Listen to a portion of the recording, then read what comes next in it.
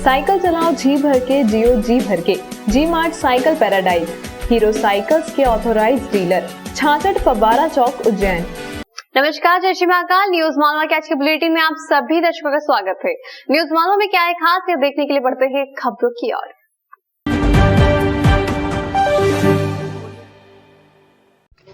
Corona का संक्रमण हमारे शहर उज्जैन में अब हर दिन नई रफ्तार पकड़ रहा है।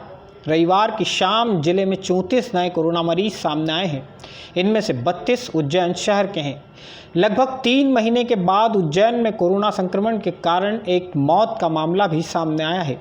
शहर में रहने वाले 58 साल उम्र के एक शख्स की मौत हुई है। उन्हें 12 मार्च को माधवनगर अस्पताल में भर्ती किया गया था। जिले में एक्टिव कोरोना केस की संख्या 200 का आंकड़ा पार कर गई है। ताज़ा हालात में एक्टिव केस 212 हैं। कोरोना के मरीजों की संख्या हर दिन बढ़ती जा रही है। दूसरी तरफ प्रशासनिक अधिकारी केवल मीडिया का इस्तेमाल कर माहौल बनाने में जुटे हैं। मीडिया के माध्यम से प्रशासनिक अधिकारियों ने ही यह प्रचारित किया था कि सोमवार से मास्क नहीं पहनने वाले लोगों के खिलाफ चालानी कार्रवाई और उन्हें अस्थायी जेल भेजने का काम भी शुरू हो जाएगा। सोमवार का पूरा दिन गुजर गया। शहर में बिना मास्क वालों के खिलाफ कार्रवाई के नाम पर केवल रस्म अदायगी होती रही। लोगों को रोका जा रहा है और इस तरह के अभी तक संचालन बने। जो लोग अभी मास्क नहीं पहन रहे हैं हम उन लोगों को रोक रहे हैं और जो फाइन नहीं दे रहे हैं उनको हम जेल वाहन में भी डाल रहे हैं। खुली जेल का प्रावधान है।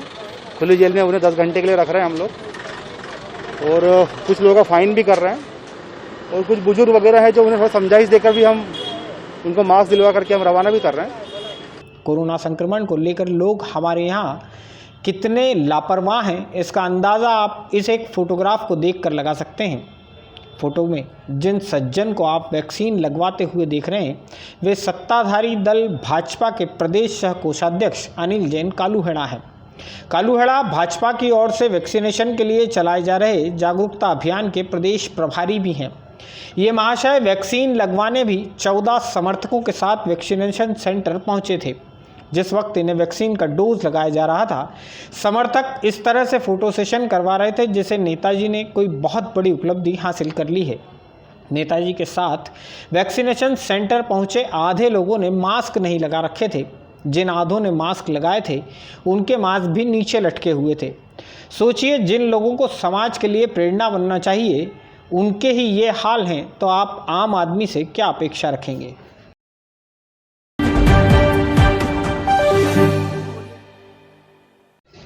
आगर रोड पर मेडिकल स्टोर का संचालन करने वाले एक शख्स के साथ 1 लाख रुपए की ऑनलाइन ठगी हो गई है। इस शख्स के मोबाइल फ़ोन पर एक कॉल आया। कॉल करने वाले ने बताया कि वह बैंक से बोल रहा है। उसने इनसे बैंक अकाउंट संबंधी कुछ जानकारी मांगी और इसके कुछ ही देर बाद इनके मोबाइल फ़ोन पर बैंक खाते से 1 लाख रुपए आहरित हो जाने का मैसेज आ गया।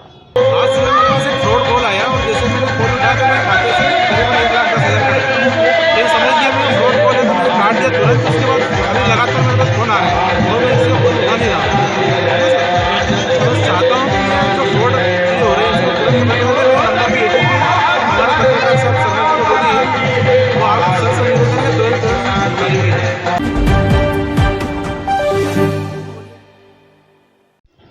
बैंकों के निजीकरण की केंद्र सरकार की नीति के खिलाफ सोमवार को United forum of bank union के आह्वान पर 2 दिन की हड़ताल की शुरुआत हुई। मंगलवार को भी शहर के किसी बैंक में कामकाज नहीं होगा। सोमवार सुबह शहर के अधिकांश बैंक कर्मचारी टावर चौक पर एकत्रित हुए। कर्मचारियों ने टावर से आरंभ कर फ्रीगंज के विभिन्न मार्गों पर विरोध मार्च निकाला। तो हम तो बस इतना ही कहेंगे कि ये जो तुम्हारे चेहरे पर लाली है सेठ जी, कि जो बैंकों में नियंत्रण है वो सरकार के हाथों से हटके वो कुछ चुनिंदा उद्योगपतियों के पास चला जाएगा, जिससे कि आने वाले समय में वो अपनी मनमानी किया करेंगे। उनके हिसाब से लोन फाइनेंसिंग या वित्तीय पॉलिसियां बनाया करेंगे।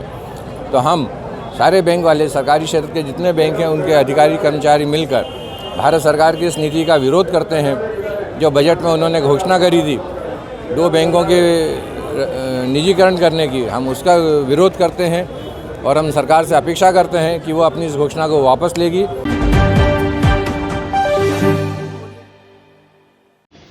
तेजनकर अस्पताल में सफाई का काम करने वाले एक युवक ने रविवार सोमवार की दरमियानी रात फांसी लगाकर आत्महत्या कर ली है।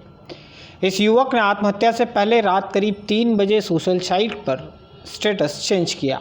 उसने लिखा, मैं अपनी मर्जी से आत्महत्या कर रहा हूं, इसके लिए किसी को जिम्मेदार नहीं माना जाए। मृत युवक का नाम मनीष, पिता रामचंद्र डागर, उम्र 29 साल है। मनीष के 2 बच्चे हैं।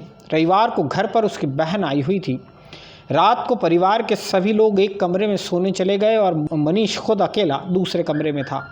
सुबह माँ आशाबाई उसे जगाने कमरे में पहुंची तो मनीष साड़ी से बने फंदे पर झूलता हुआ मिला। परिजन तत्काल ही उसे फंदे से उतारकर अस्पताल ले गए। यहाँ डॉक्टर्स ने उसे मृत घोषित कर दिया। मनीष डागर ने आत्महत्या किन वजहों से की है, यह फिलहाल साफ नहीं हो सका है।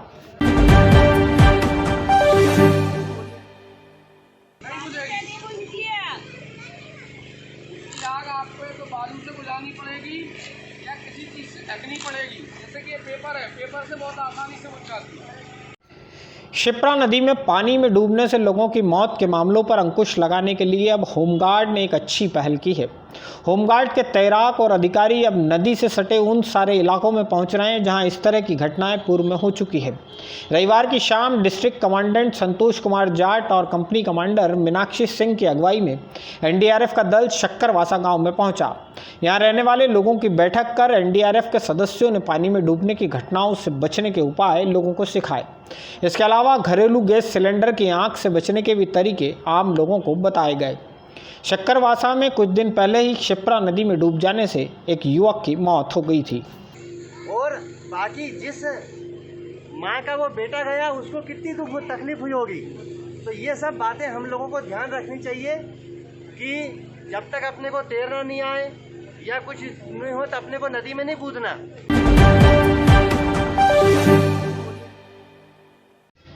नगरीय निकाय चुनाव अभी खटाई में पड़े हैं। कोर्ट में मामला है लेकिन दावेदार हैं कि थमने का नाम नहीं ले रहे। चुनाव भले ही अभी हो या बाद में।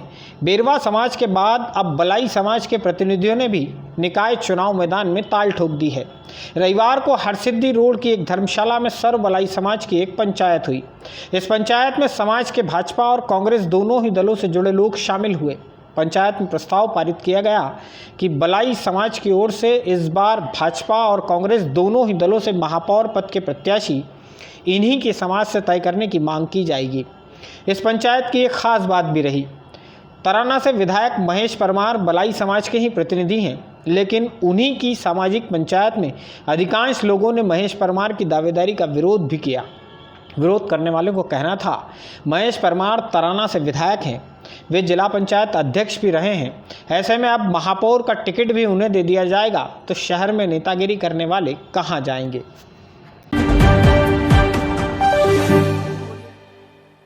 न्यूज मालवा को लाइक और शेयर करना ना भूलिए। साथ ही अपने सुझाव कमेंट बॉक्स में भी जरूर लिखें। न्यूज मालवा के अगले अंक में क्या होगा खास, ये देखने के लिए आप देखते रहिए न्यूज मालवा। जय श्री महाकाल।